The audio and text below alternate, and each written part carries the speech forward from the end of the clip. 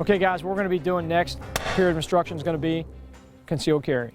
Now concealed carry is, first off, is a whole different class. Okay, but what we're doing is a familiarization today. You could run concealed carry in an entire class like we've been doing from the fundamentals ground up. But you guys know the basic fundamentals now. You're starting to get more proficient with them. So now all we're doing is the same thing except just throwing a wardrobe, a garment on of some sort. So we all have different garments on here. We're going to talk about those in a little wardrobe discussion here in a second. But what the most important thing to understand in concealed carry is the lifestyle. If you decide to go out and purchase a gun and get a concealed weapons permit based on your state laws, if you're allowed to do so or not, are you a liability or are you an asset to society? Okay, so now you got to think about that. Do you train with that gun? Do you come out to a course like this and train concealed with that gun? Well, you guys are going to be doing that. And you guys are going to be more proficient than most people out there that haven't taken a class. So you need to think about how you affect society or if you're a liability to the general public or not. When I carry a gun, I carry a huge burden. And if that burden is what the courts call a higher standard of care. Okay, and that standard of higher care puts you in a category of person, and this is a big misconception out there that people have of you guys. If you decide to carry a concealed weapon, they look at you as a problem starter, when actually it's 180 degrees. We know that when we carry a handgun, that if I get out into a fight, what could that fight possibly end with? Just a simple fisticuffs fight could end in what? Lethal force. So that tells me that I need to avoid all potential issues, confrontations. If you see somebody else fighting in a bar and you're carrying concealed, should you get involved? No, it's not your fight. Stay the hell out of it, especially if you're with your family. Now, if something happens in that bar and it escalates to somebody else pulling a gun and you just happen to be the person that can problem solve that situation and you have no family immediately to worry about or something else and you make that one last conscious decision to pull your gun and end that fight, then that's a different story. But up until that point, you must make every single effort to avoid all confrontation. And that's the lifestyle that we have to walk around with, knowing that this thing is always here. Let's say you go out and you get your concealed carry permit, you get your gun, you've gone to training, you understand the lifestyle, you understand the laws in your local area or the areas that you may travel to, especially. You need to take into consideration that because laws do vary from state to state, from city to city. One of the important things to understand is as you travel around with that weapon system is wardrobe and how to properly dress around the gun. And that's something that a lot of people don't take in consideration. Sometimes I will find myself getting a little lazy and it's hot out and I'll either end up taking off the gun and going, I'm not going to wear it today, or I will underdress. Well, once you start underdressing, you got to realize the liability there that happens when there's brandishing a gun in public and things like that. Simple things like, I'm wearing a simple polo shirt today, but if I go into a store and I reach up on the top shelf, am I brandishing this gun right now? Yeah, I sure am. So I need to take that in consideration. So, everybody's wearing something different. Button-up shirts are typically what I would wear. Chris and I have different systems on today that we're just going to talk about. And if I'm wearing this type of garment, I've got to be very cautious of what I'm doing. And typically I would wear this only in like a colder environment because I'd have probably a jacket over this, wouldn't I? And that way I can get the jacket out of the way and it's more comfortable for me. So it is a little bit about comfort, but it's more about utility. Okay, so making sure that you are dressing to the gun and making sure you can employ the gun generally in what we call a 2-second rule. Now, I don't like to go by times. Obviously, from what you guys have seen, the BSA has a general time frame, but you know our methodologies, you know our theories on that as far as trying to get as many hits inside that time frame as possible. But the general rule of thumb for concealed carry is being able to employ your weapon system and get off the first shot within 2 seconds because you do have more steps to do. And that's kind of a good thing to have those steps because if you do, again, take on that lifestyle and you want to go out and conceal carry, you need to have that extra cognitive decision, that extra step there to employ that weapon because you may just have to take somebody's life, okay? Or you may get yourself into a situation where you just may get your life taken. So that's the extra step you got to look for in a wardrobe. Okay, there's obviously a lot of different types of wardrobes and concealed carry options out there. Chris and I, we tend to kind of find the same thing, even though I'm, again, wearing something a little different today than what normal, but I do want to show the pull-up type techniques. Like Chris is wearing a long sleeve shirt right now, but it's real super lightweight, and he chooses this because he knows he's going to get to his gun the fastest. I would pretty much rather choose something like that as well. But if I do go with some type of t-shirt, because it is super hot, I want to make sure that I don't have any brandishing. Even with this on right now, I'm wearing a dark color, which generally is a better thing to wear. Darker colors, especially with blending with darker pants, will tend to help hide concealed carry a lot more. But even with this, I feel a little bit uncomfortable. I feel like I've got to always hide my gun and feel my gun, which is a good thing. It's a good thing to have that stress, that good positive stress as you're carrying a gun, to make sure it's always there, make sure you're not brandishing. And that's something else you need to be aware of when you put that wardrobe on. Talk about holsters really quick. Different types of holsters. I'm wearing a standard holster that I can be consistent with my normal draw. I'm wearing a Raven holster here, and I normally wear this same exact holster in my full-size gun when I'm training or doing any type of direct action type of shooting or missions.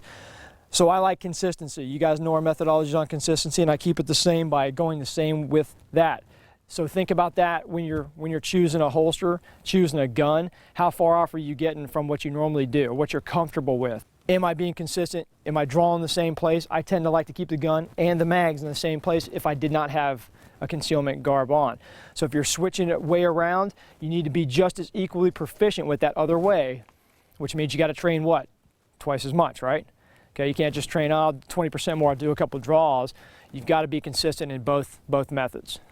Typically the dress nowadays is getting pretty standard for guys. Button-up shirts, making sure you're a little baggier or you got a jacket on, making sure on jackets on that specific note that you're not getting zippers and pull cords are really bad. If you get go out and buy a really expensive jacket, you don't really want to pull those pull cords out and cut it, well, you better make that decision. And if you're going to be carrying a gun, I don't care how expensive that jacket is, it's going to work for me in that 1% rule. That 1% that I do need to pull that gun, it better work and it better not get caught.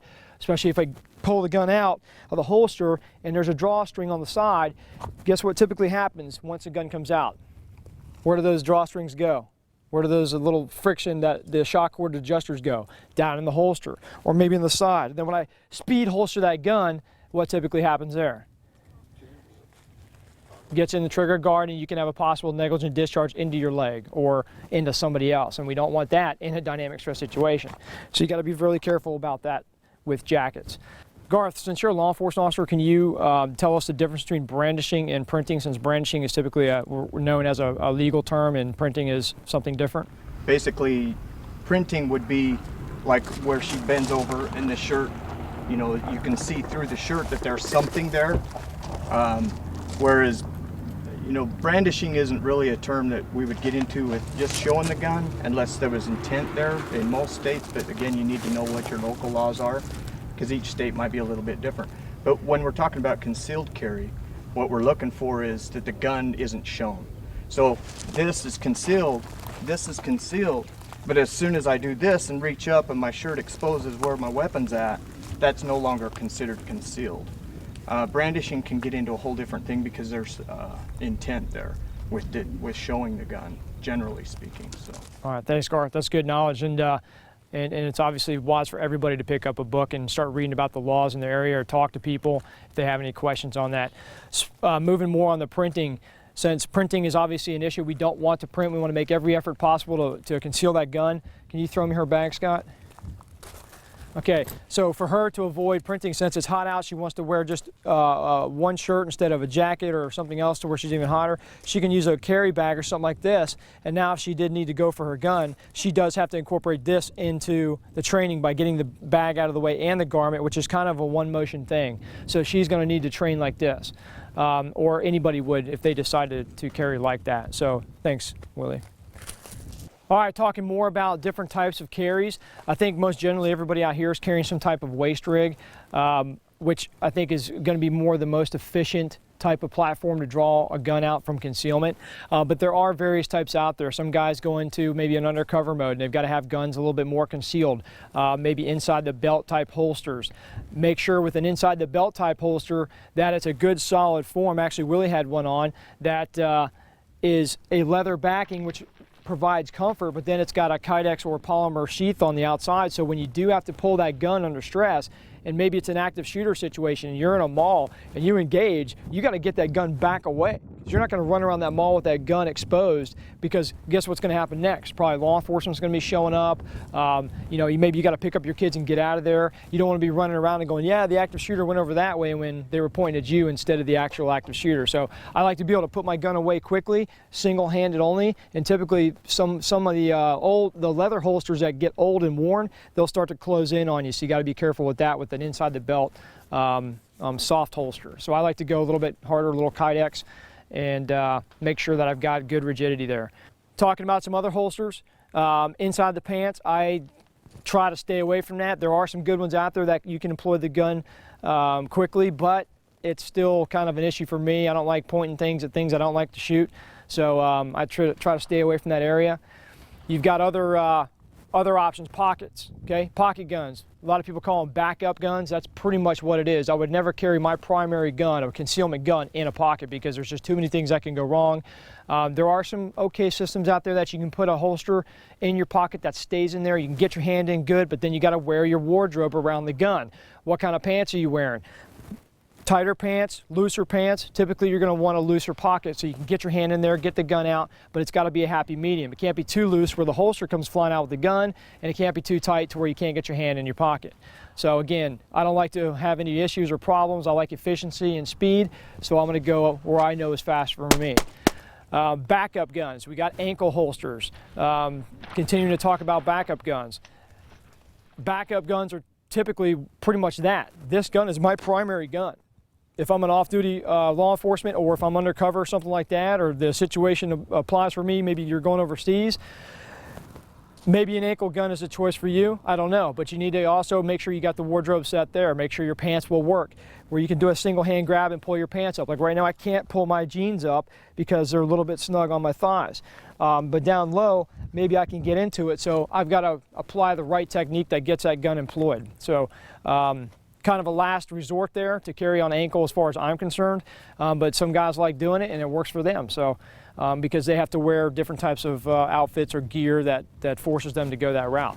All right, so that's just touching a little bit on concealed carry. Again, like I said in the beginning, it is an entire class in itself. There are just enormous amounts of books out there on concealed carry, and I suggest, again, not just going out to the range and shooting guns, and not just picking up gun magazines, but pick up your books that tell you the laws, tell you about wardrobe. There's some really good books out there that will go from A to Z on concealed carry. So we highly suggest you go out there and touch on that, because we're not going to cover everything here today. This is a familiarization course.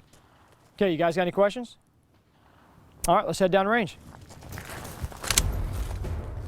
All right, guys, now it's time for more practical application. Once that gun comes out of the holster, shooting is shooting. But we're going to talk about some different methods based on some of the different garments that you guys are finding yourselves in or may find yourself in. Specifically, I want you to understand this. We talk about, as we're in training, trying to, do a do-over, so to speak. Try to run it as clean as possible to keep as consistent as we can. You're going to find that you get one chance. All right, if you are under stress and you need to protect yourself or others, you get one chance, which means that we're going to run this rule while we're out here shooting concealed, and that is specifically you take what you can get, and as long as it is safe and you're not going to lose control of the weapon, that gun comes out. I will tell you, sometimes when I draw my gun, I might have a little shirt mixed up with it. What is your priority? Clearing your shirt out of the way or neutralizing the threat? Neutralizing a threat. Sometimes when you speed reload, you might have a little bit of garment, fix it, get it out of the way, get it back into the gun.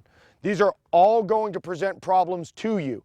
Different positions are going to cover up your magazines, your weapon system. It's your job to get it out of the way and try to employ that weapon as fast as possible, which means I like to play it how it lies. That is, get the gun into the fight. Don't sit there and go, oh, that sucked, that really sucked, I'm going to do it again. You're not going to get a second chance in front of somebody who's got a gun on you, okay? So let's cover garments real quick. My shirt's open, so I have it unbuttoned. Again, another decision depending upon how windy of a day it is. First thing that I'm going to do is I've got a thumb method. I can bring the thumb into the center of the chest, come back, start that sweep underneath my shirt right here, then drive down and establish a grip.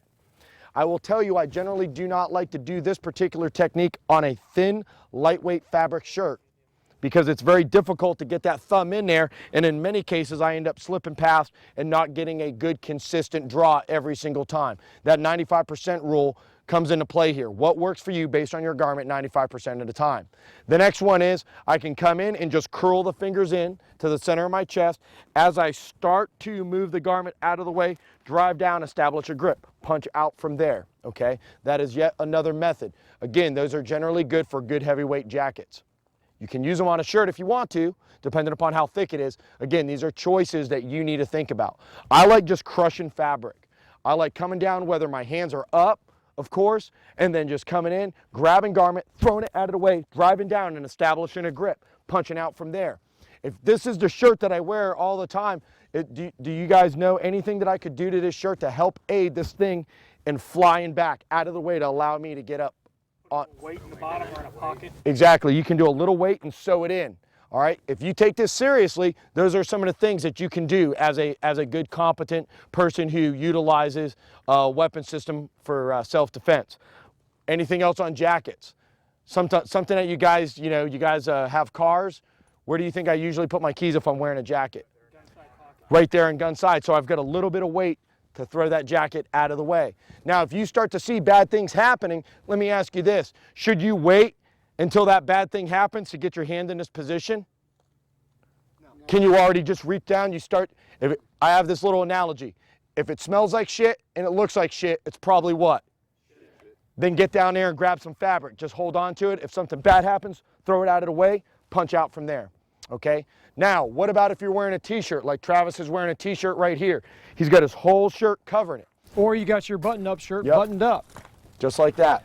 Only technique you can really do there is there's actually two techniques. Some people will grab and try to get the garment out of the way. I'm using my fingers here, a lot of dexterity and trying to get the gun. Typically, you're going to get some grab on the shirt and the gun at the same time. I like to bring my reaction hand over and crush grip like Chris just showed on the weapon side. Pull it up and make sure it's clear. Pull it all the way up to your shoulder if you can. Okay? So for you guys rolling buttons up, if they're kind of tight on you, sometimes it may bind. So you got to get over on the gun. Don't just grab the front and pull up. You got to get on the gun and pull up. Other considerations that you need to think about, whether you're out with your friends, I will generally walk on the outside of them. Why is that? So I can get to my gun. I don't want to be, have somebody over here blocking that ability, or if I'm with my family, especially my children, and I'm gonna hold their hands to go across a parking lot or a street or a road, I don't want to do that and tie up my weapon hand. I'll tie up my reaction hand with them, so if something happens, I grab garment, punch out, and I'm going, grabbing my kid and getting out of that situation. Remember, it may be just you by yourself. What if you take fire? If you take fire and you're hit in this arm and you literally can't work it anymore, then guess what you're doing? A one-handed draw, so you better be able to also clear your garment with one hand. That just happens to be right now my weapon hand. If we go to when things go wrong and they go wrong fast, you better also be able to get this gun out and employ it and do what you need to do with your reaction hand. That means if you're running a t-shirt like Travis and he has to grab his gun with just his weapon hand, obviously those are good techniques for you to practice as well. You'll see how I pull it and tuck it down inside, so I'm not getting. That's another technique you can do, okay? So these are considerations that you need to think about. Generally, in some form of fashion, at some time, if you do a lot of shooting concealed, things will get in the way. Again, what's your priority? Getting your gun up. Also keep in mind, you may need to get your gun back into your holster and you may only have one hand, because if I'm grabbing my daughter and I've got her tied up in this hand and I just got done shooting somebody, and right now my priority is to get her out of here, and I'm running by other law-abiding citizens or law enforcement officers that could be off duty, we don't want to be mistaken for the gunman. You better be able to one-handed get that thing in there and get it holstered, because you've got something tying up this hand. Those are other considerations. That's why I like running hard Kydex. That way it doesn't fold on me. So right now what we're going to do is we're going to do a couple demos of some different methods that you guys are actually going to be practicing. All right, so first thing Chris is going to demonstrate is the thumb method. Remember, he's got that thin shirt on, so he's going to try his best to get it out of the way.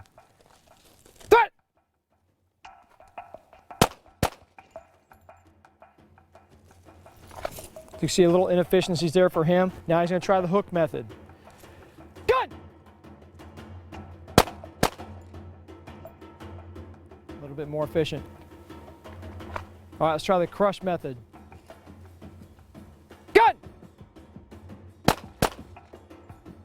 Now Chris is going to do the crush grip from the already grabbed. He's in a liquor store or something, or he's in a convenience store at night, and he sees some bad people come in, and he's going to make that extra cautious decision.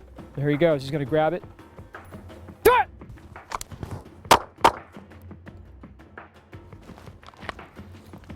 Couple things, guys, that you need to think about. One is getting it back into the holster. So from here, what I'm doing is I'm bringing the gun back, starting to clear garment out of the way, and then I am holstering. That works great with two hands, right? So with one hand, if I end up having the gun out, one of the things is, if I don't have this reaction hand, what am I gonna do to get the gun back into the holster? I will come in, start to break grip, establish a contact with the shirt, bring it back, drop it into the holster. Does that make sense? So little things here can really aid you so that you're not just shoving fabric into your holster. It's a little awkward at first. Again, gun comes in, I break my grip right here like this, grab fabric, move the fabric out of the way, exposing the holster, drive it straight down. Do not ever speed holster your gun. You can quickly holster it, but that doesn't mean just slam it in there. Because if you do have a zipper, it's wintertime, you got a shock cord or something stuck in there, you're gonna negligently discharge that gun, especially if it's like a double action only type of system, or your safety, or maybe just happens to engage that little striker fire trigger safety on some of these striker fire guns. It can happen. And I don't like to take that chance. So again, using that method, clearing it out of the way, and don't ever speed, slam that thing down in there. So make sure it's clear. I'll even take an extra second and look and make sure that I'm identifying it's clear before I holster it. All right, now Travis is gonna run it in a t-shirt. I'll run him. Shooter, stand by. He's got a gun!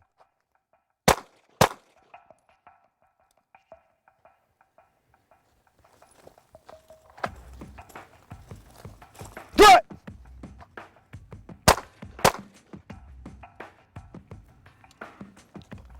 One of the things you're quickly gonna find is there might be some grip adjustment because you didn't get that good purchase out of the holster, okay?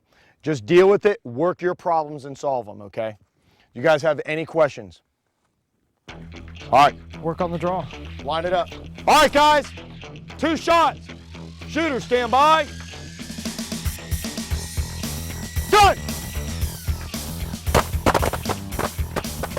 As you can see right now, it's kind of taking you both hands to work that gun back in.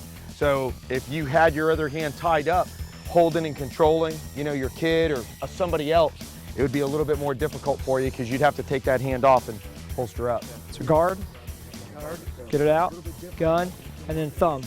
I want you to look at that thumb, there you go, and then you drive the gun out. Let's try it. Guard, gun, thumb. Now Scott, look what's happening. Look what's happening. You can look, it's your body, right baby? So clear your shirt, drive it down. That's reality, right? Yes, sir. The best thing to do is look, because even fabric, as it starts to bunch up, can become a little durable, okay, in regards to creating some friction on the trigger, enough on a 1911 that if it didn't have a safety or it wasn't on because it was under stress when you holstered, it could go off.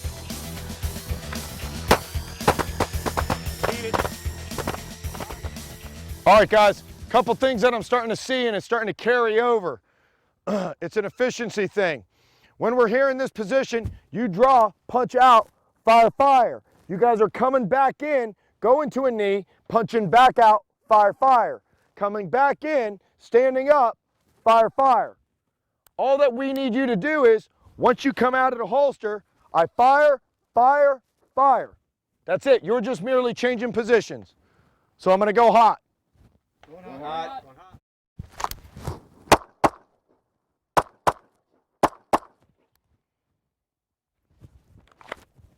Now, is there a time in reality where you'd have to search and assess? Yeah, maybe. But for this drill, we just want repetition of driving the gun, driving it down into another position, and trying to acquire the sights again as quickly as you possibly can to get those shots off as quickly as you possibly can.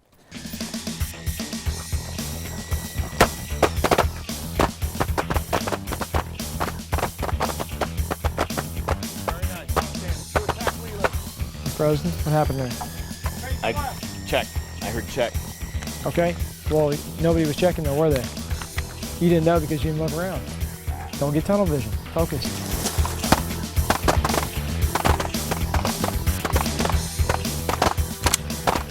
Okay, Now what I've done is I've set myself up so I've got 2 rounds. On this drill, you're going to do that same motion, except now once I turn, look, and identify, I'm going to drop immediately. So I'm dropping prone for a position of advantage. I've only loaded 2 rounds in my gun, so I'm going to be at slide lock. You're going to notice that depending upon how your garment is, it's going to cover up your source of ammunition. I always like to carry at least 1 spare mag on me. That way, my worst case scenario is I have an ammo related problem, I fire, I have a double feed. What's the steps? Lock bolt to the rear, strip the magazine, rack. I don't want to retain that 1 magazine. I want to go to my belt line and get that gun fed as fast as possible. So that's why I, not you, like to carry a spare magazine. Now here, what you're going to notice is it's going to bite me a little bit because I'm laying on it, which means I'm going to have to roll, get garment out of the way. I use the same method. I just grab shirt, throw it out of the way. For you, Garth, you're just going to grab your t-shirt up, drive down on top of your magazine, accessing it, and set yourself up for success from there. Any questions with that? All right, so I'm going to do this on my own because this is what you guys are normally doing.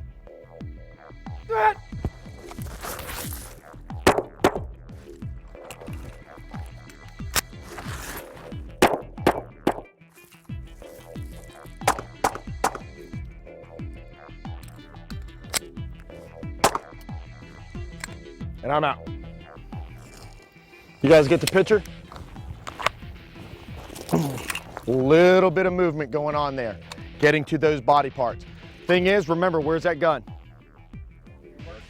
In your workspace. Outstanding. Line it up. All right, face right.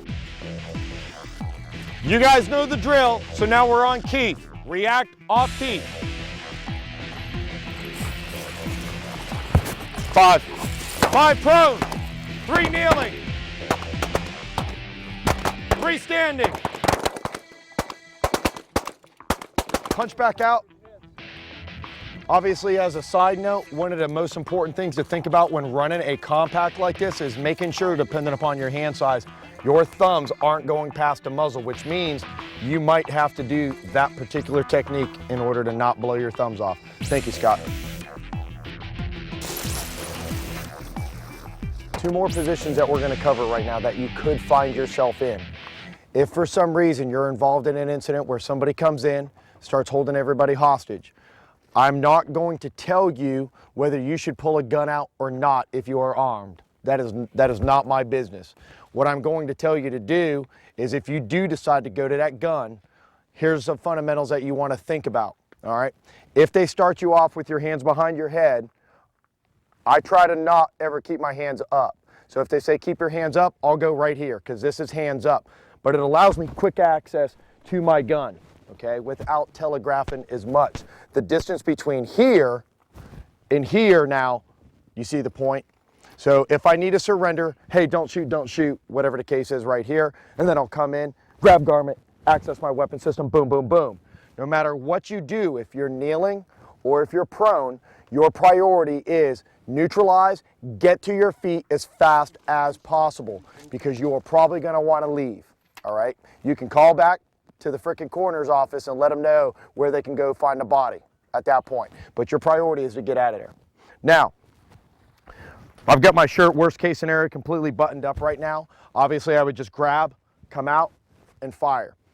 So we're going to work this. If your hands are behind your head, same thing. I don't interlock. All right, don't interlock your fingers because under stress, when you do decide to make a move, you could tighten up. And then next thing you know, I look over, I see you starting to make a move, and then I get my gun back on you, and then I shoot you. So the best thing to do is leave your hands. Now let me ask you, knowing which hand grabs my gun, which hand am I going to leave on the outside? The gun hand, right? I'll take every advantage I can get. Be very careful of doing this because if you also put your hands up, what might you expose? Your gun. And you don't want them knowing that you're armed, okay? All right, so from here, all that we're gonna do is I'm going to access the weapon system, punch out, engage, and then stand up. That's where we're gonna finish. We will finish these 2 drills standing.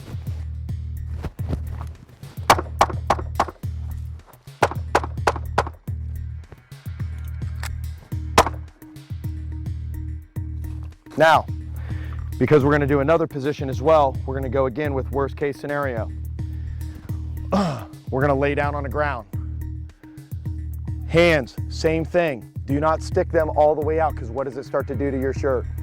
Bring it up. This is going to be one of those things that you can play the, oh, I've got knee injuries, and be very careful as you start to lower yourself to the ground so that you don't expose your gun. So where you keep your gun is important too. I always try to keep mine right on my side. I don't like to keep it back here because I like being able to pull it out and get it up on target as fast as possible.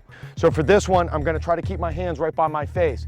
You're going to want to be able to take in as much information as possible. You're going to want to know where that guy is. So as you're laying down, you're going to want to be able to see what is happening downrange. You're going to have to push off the ground. So as I lay down right here, right, as I lay down and I'm here, I'm watching what's going on. All right, I'm not moving. Don't fidget. So don't make any movements. I watch what's going on. From here, I'm going to go right to my knee. Get up, get my shirt up, punch out, stand up. Any questions there? This is one of those things that, again, personally, you are going to have to evaluate based on your injuries and your body mechanics. Some of you may not be able to move fast. If you can't move fast, maybe you ought to not pull your gun out. So this is the way the drill is going to start off.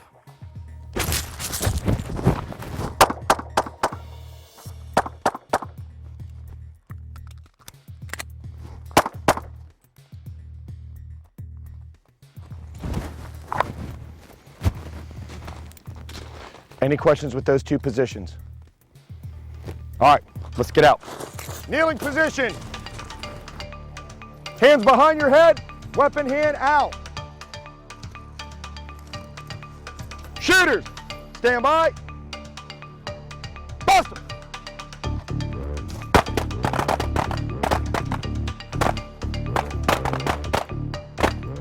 Hey Garth, even think about the efficiency, since you got to take this hand all the way over here, run it straight down your body. So this is the anal retentiveness we're looking for in excessive waist movement. Instead of coming out here, see how your hand now starts to swing out and around, run it right down your body. Okay. That's actually going to speed it up under stress. Right down. Done!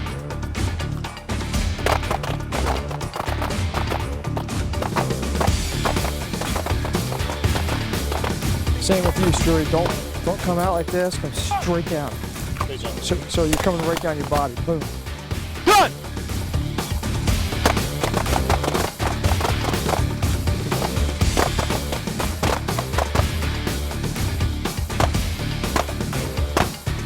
Done!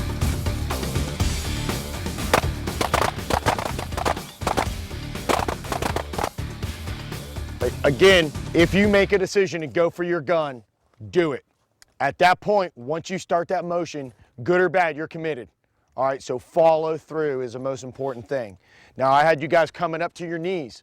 You know, if I know how fast I can move, I'm gonna move, try to get to a better position of advantage and get going. And one reason why I like doing that, and I saw some of you guys get up on two knees, some actually got a foot up underneath you. What is that gonna provide you?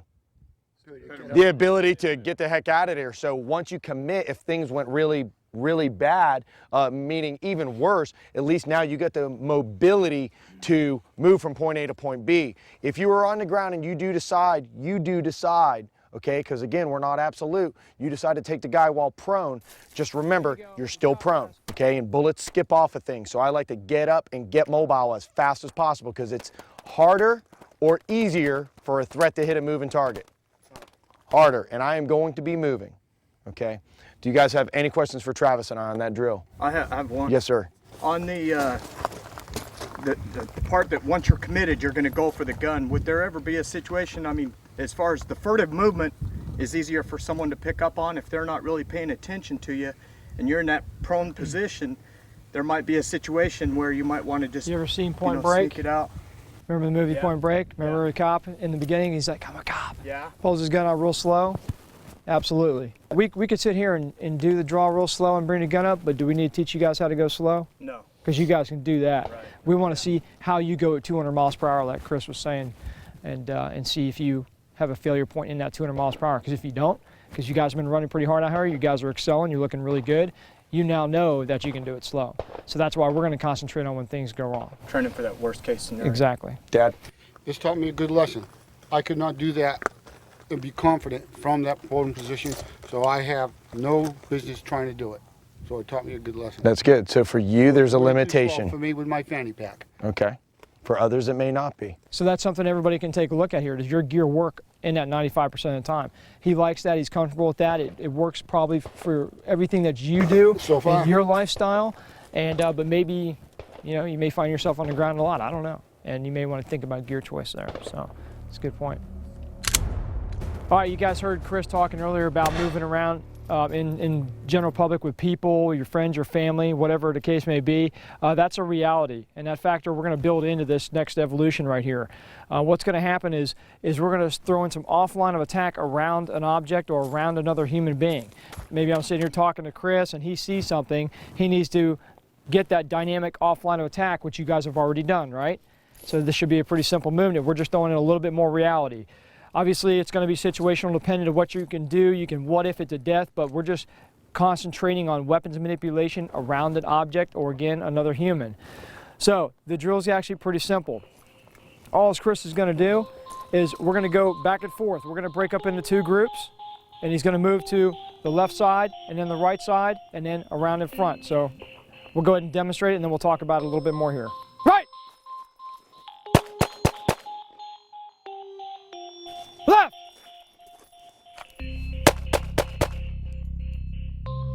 Forward!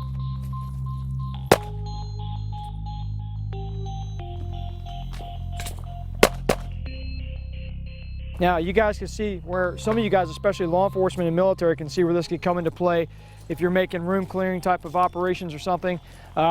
I've used this a lot. It's called barricading somebody else, because I don't know. Maybe I'm working on a suspect. Maybe I'm working on a down shooter, doing tactical medical emergency or something, emergency medicine. And a doorway's behind me. This happens a lot. We make entry into a room and we clear our corners and we process, we're dealing with something, and then I notice an open door over here. I'm gonna run over there in front of that other guy and barricade to safeguard his life and also now own that new territory that I could possibly turn into a threat situation. So there's all kinds, again, what ifs and scenarios that this can be applied in, but again, let's get the manipulation down. You guys have already done offline of attack. Real simple stuff. Chris? Yeah, when sometimes people don't realize that you can't always pull your gun right away. You might have to actually clear some people, if there are people, your children, wife, girlfriend, or just other innocent bystanders around, especially for LEOs that find yourself in this situation probably more often than everybody else. You have to sometimes maneuver before you can get your gun actually out, or you're going to start sweeping everybody. You are still trying to what though? On the move. You're still trying to get your body parts there, okay, as best as possible. Now, being in an open rig is so much easier than obviously moving with your shirt and concealment, so there's always factors there. But what this also goes to show other people is, it's not just always simple as I pull my gun, point it at somebody, and then maneuver around them. I may have to wait and then employ that gun. That's why we try to stick to that 2-second rule. That 2-second rule is extremely important to clear garment and get 2 shots on target. Anything else? All right, let's go ahead and try it. What we're gonna do is get online right now. We're gonna break it up into 1s and 2s. All right, go ahead and get online. As soon as I call out the direction, you will initiate movement. That direction is right, left, and forward. 5 shots. Shooter, stand by. Right.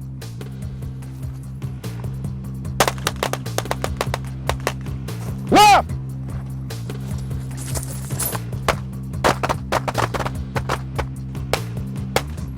Forward.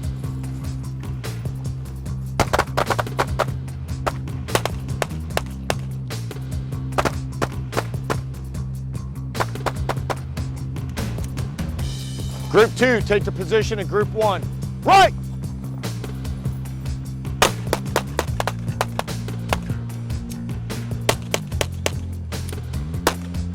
Forward! I was getting ready to reload. I pulled it out. I had 1 left in there. I slammed the cylinder back, made sure it was there, and I took 1 more shot. Okay. I thought that would be faster. Okay. Now Now let's get her loaded, because I know you got more ammo, so let's always be in a habit of, as soon as you run dry, top that thing Well, I off. was, but you were asking me a question. That's fine. Don't talk back to me. He's talking back to me. He'd be in timeout right now. Okay, I'll stand and drop.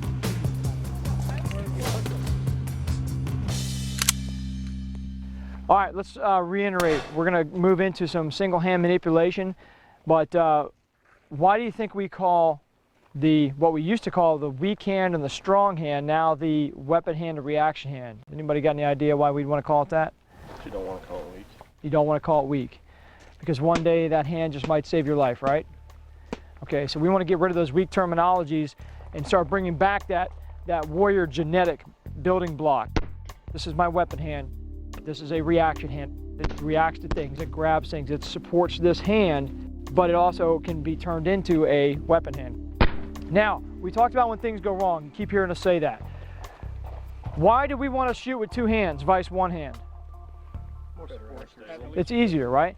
Well, I'll tell you, man, I've actually seen a couple of schools and stuff that are teaching crazy, ridiculous one-hand dynamic assaulting techniques, which are just completely asinine, because we know from the mechanics that the path of least resistance is there, correct? Now, we also know that we may have to find ourselves doing that, because when things go wrong, whether you get shot, or you fall down, you break your hand or your arm, or you're carrying somebody or something, you're going to have to manipulate that weapon system single hand only. So we need to be proficient at doing that.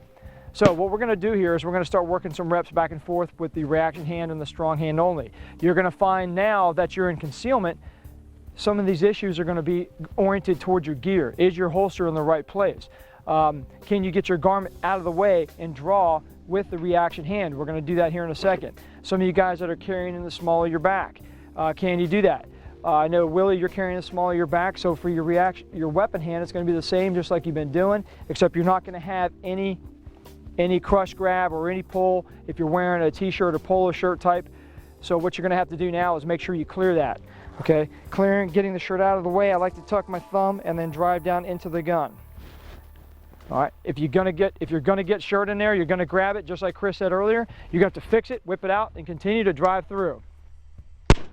So let's talk about weapon hand only.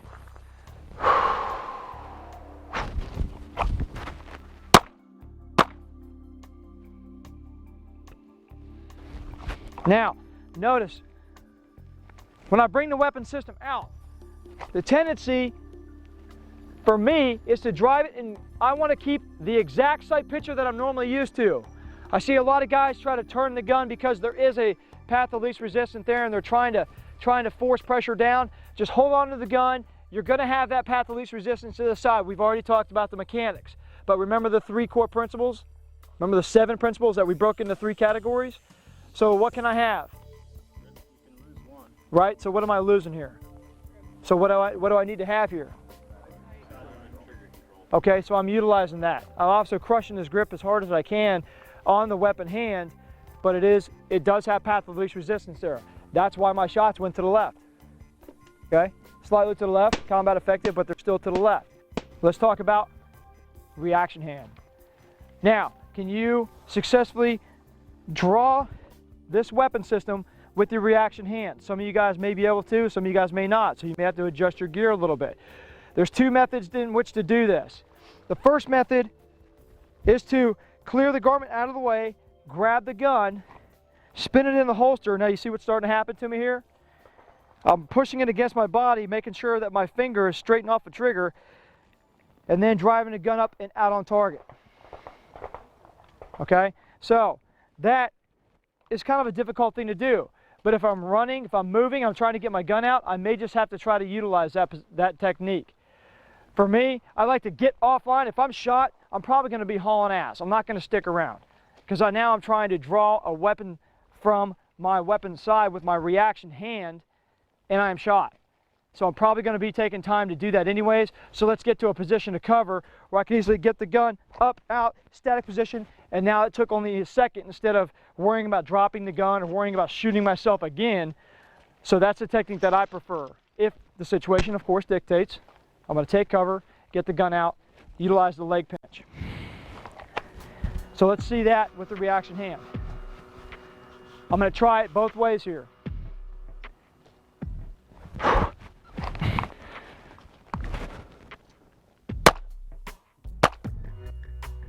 Now I'll try the leg pinch.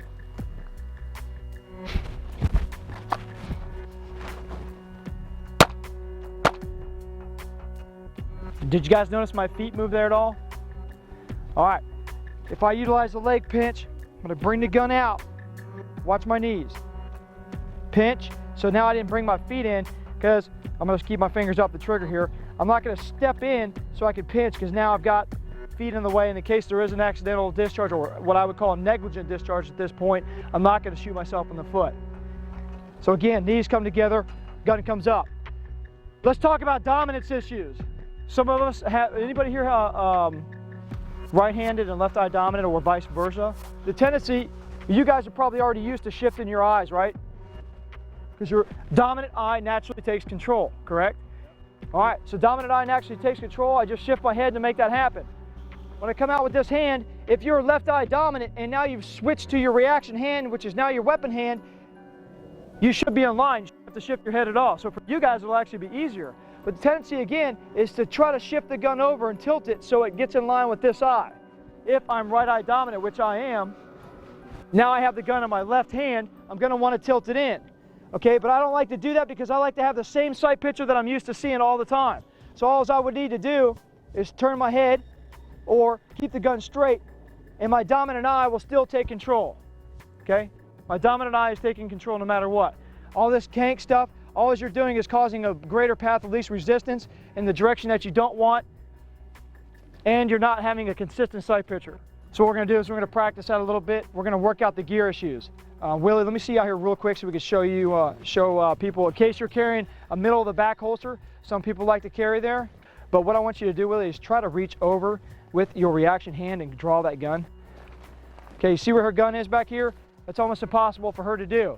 So she's going to have an issue here. So now go ahead and draw it the way you can. Now pull the gun out, but look at the garment, and now watch what she's doing. She's got to be very careful and very safe getting that gun out. And then she's probably going to have to fix her grip like she just did. All right, so go ahead and holster your gun now with your weapon hand. All right, thanks, Willie. So she's going to have to work that out. And anybody else that carries their weapon system like that is going to have to work on that as well and be very proficient at that technique. Can be good as long as you're safe. Gun stay in a safe direction, coming around. All right, let's go ahead and get online. We're going to work some reps out here for a little bit. All right, here we go, shooters. We're going to fire weapon hand only. Draw the weapon, extend it out, get that sight line of sight picture. Give me 4 shots. Gun!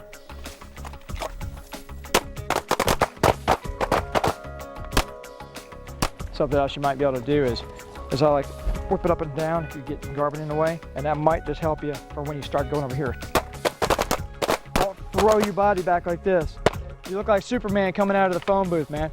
Just kind of chill, gun up, okay? Gotcha. Reaction hand, 4 rounds. You can utilize either method, either the holster spin method or the leg pinch method. Gun!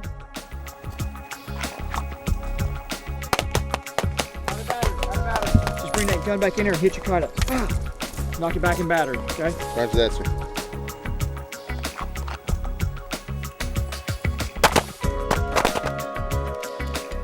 Slide home. There you go. Look at your grip, look at your grip. All right, safe and holster.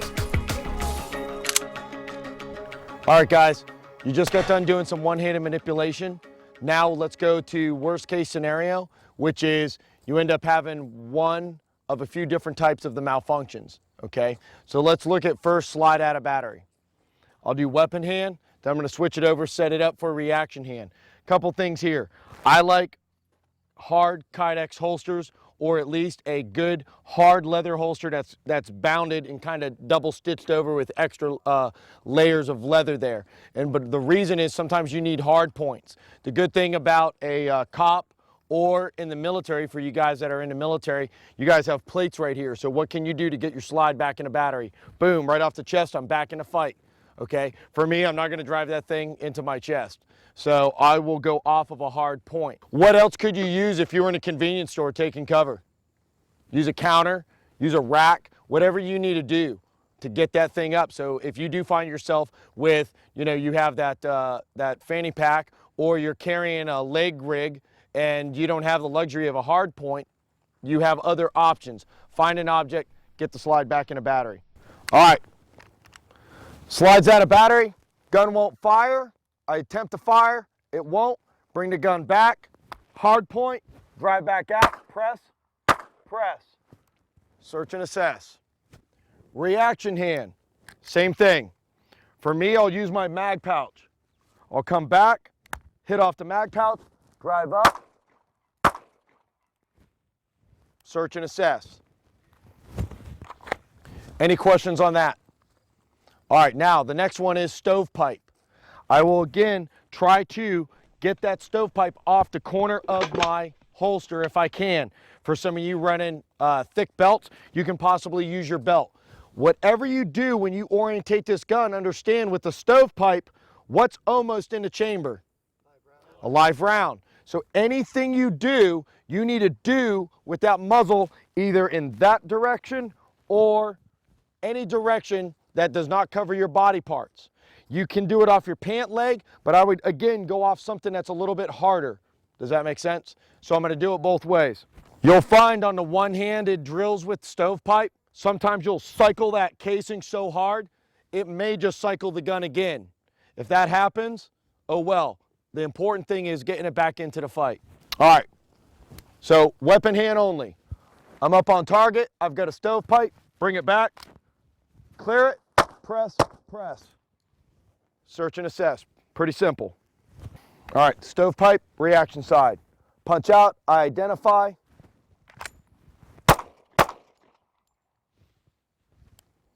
Press, press. Okay. Now, what's one of the other ones? Okay, before that one. Okay, so what would I have to do? What's some of the things that I have to do to get the gun back up into the fight? Tap and rack. Okay, where's some of the places I can tap? Leg, okay, be careful depending upon the style of base plate that you're running. Where else is another good hard point? Holster, off the side. Again, another reason why I like carrying these holsters. Inside the pants, if it's a good hard Kydex holster that won't fold on you, then you'll be okay with this. Other than that, you're just pounding the gun into your hip, which you might as well just use the top of your leg. Don't do your knee or any bony parts. All right, so I'm going to set it up. Weapon hand only.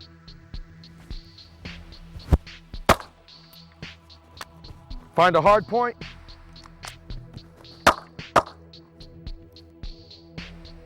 Search and assess. Same thing, reaction side.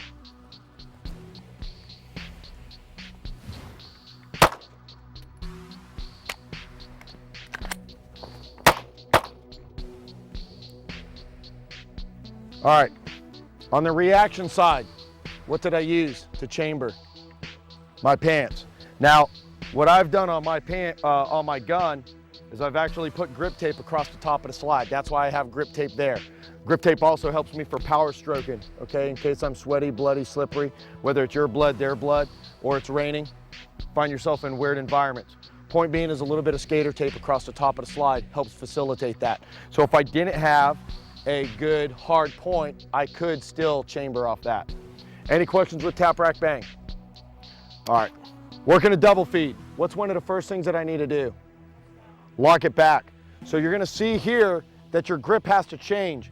Remember the direction of the way the slide stop works. Okay, you gotta put pressure in this direction straight up to get this portion to lock. So the pressure has to go in this way.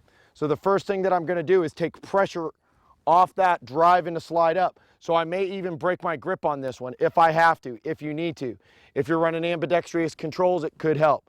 So I am going to try my best to lock this. Slide is now locked. I'm hoping that the magazine will depress and fall. Now I still have a round in there. If I do, I'll slide forward. Might as well assist myself as much as I can. I have that. You see what just happened? That's fine. How do you think I'm going to clear it? I'll just grab it, come right off. I will go back to the holster, insert a new magazine. This is just one option. Come back up, cycle again. What other option do I have aside from the holster? Pinch your legs, okay? So as Travis showed before, you can pinch your legs. In fact, when you switch over to the reaction side, you'll realize it's very difficult to get this gun in the holster at that point. Though it can be done, maybe the legs is the best option. When would putting a gun between your legs not be a better option? If you needed to move. There you go. If you need to move, then at least keep that gun on you, move from point A to point B, and then try to fix it from there. All right, reaction hand, a little bit tougher. come out. I'll try to get my trigger finger up underneath it, go to a hard point. From here, there's one thing that you can't see that I'm gonna do. I'm gonna move my trigger finger there, I just naturally do it, and I'm gonna try to go to this hard point right here. To help facilitate that, I'm gonna put counter pressure behind the tang of the grip with my thumb. So what that'll allow me to do is, as I drive forward, it locks, okay? Now, if I had my hand here, a lot of times my hand moves and rotates, therefore I can't put pressure going this way, which is where I need it to go to lock it. So now that it's locked, bring the gun up, hopefully the magazine falls, come back up, wrap, I saw it come out.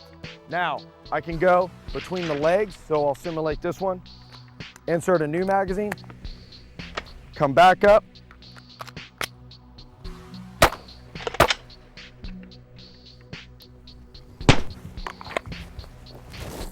any questions with those techniques?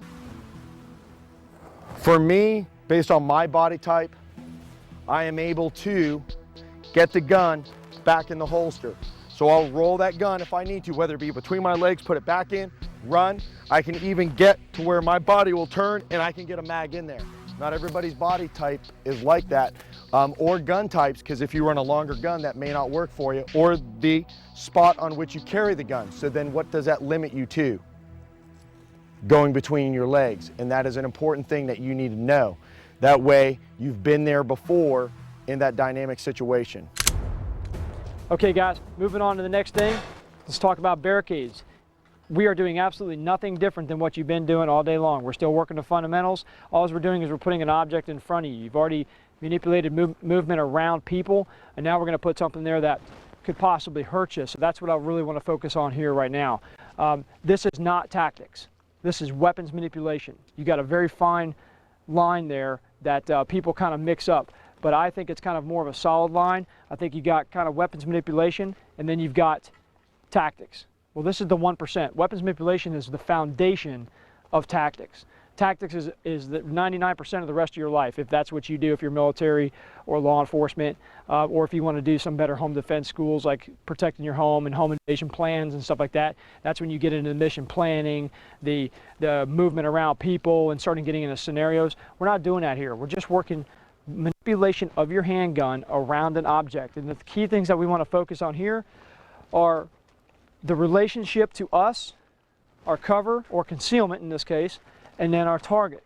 Okay, so that'll kind of get into a little of the gray area there as far as the tactics is concerned, but we just want you to set yourself up for that other 99% when you start doing that. So what I want to show you guys here is when you step up on any obstacle, whether it's a drywall in your house, a concrete wall, maybe it's an armored car, okay? Maybe it's a glass wall, a glass building or something.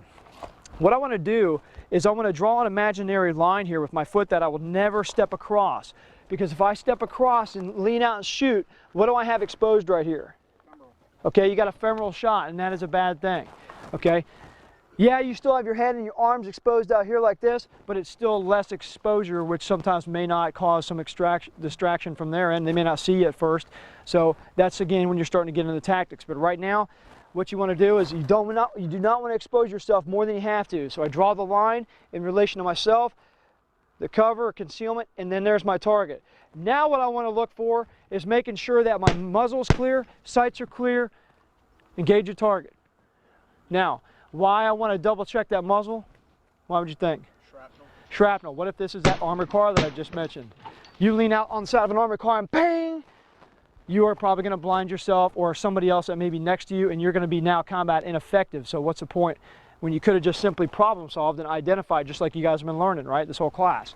So we're going to problem solve, we're going to identify the cover, muzzle's clear, sights are clear, and then that's when on this particular target here, moving into what we're going to do, 4 rounds on your plate from this side, from the weapon side. Okay, if you get an opportunity to shoot the steel plate, the mover, you will shoot 4 rounds on it. It will not go past that. You cannot shoot any more past that center steel plate. Everybody understand? So that's your cone there. Now, stepping over to the other side, you're going to keep your weapon up here at the hockey press ready. You're going to draw that imaginary line, and you're going to extend the weapon system out because I want to be dynamic here. I'm not going to sit here and pie, there's a target, press out and shoot. I want to extend out, get a soft sight focus here. looking down range, pop, boom, boom, boom, boom, come back in.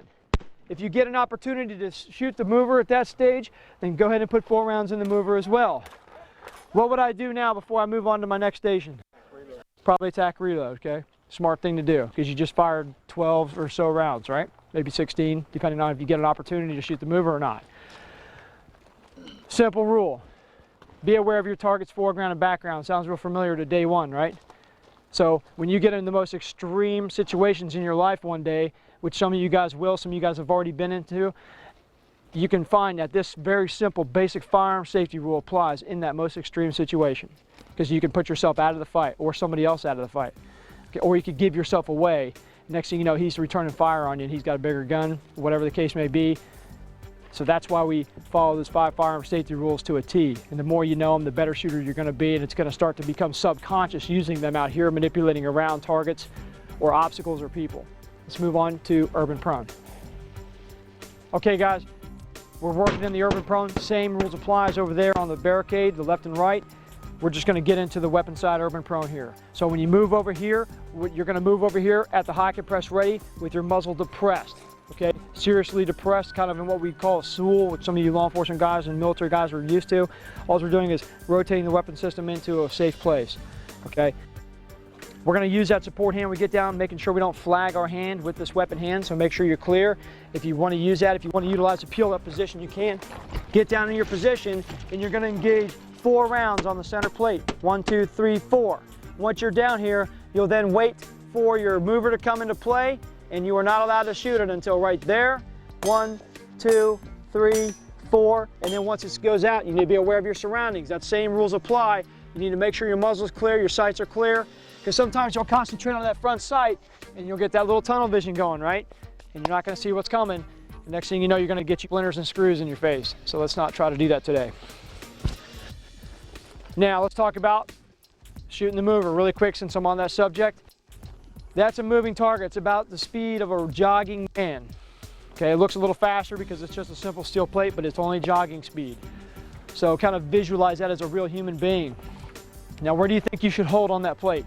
Or on a human if they're running? Or kind of the leading edge at this range, we're at about 15 yards. You still hold on the cutting edge because that's going to get you center hits. You hold center, you're going to get rear hits or possibly shoot behind them. It happens. Okay, any questions on the urban prone weapon side? All right, let's go ahead and move over here to the squatting position. All right, let's talk about moving in that stool position again, just mentioned a second ago.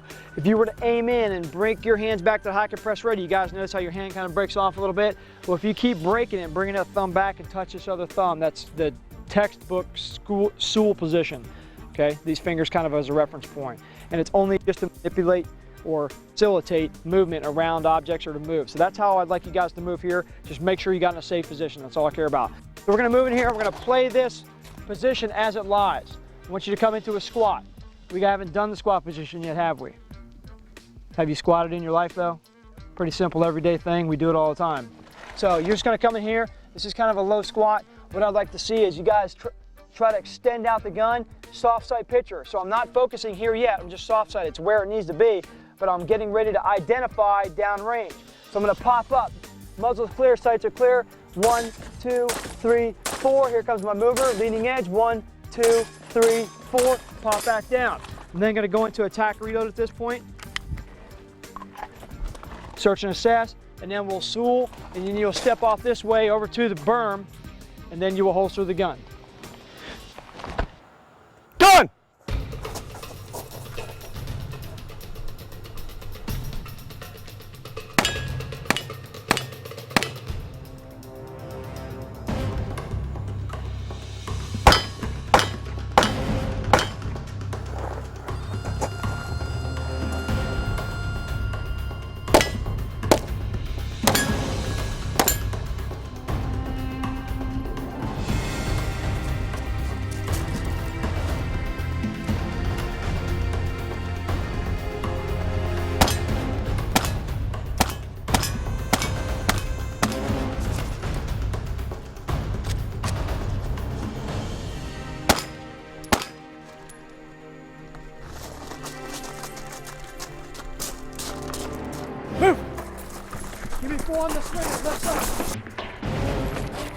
behind, get your stance, bring your gun up to the high press, ready.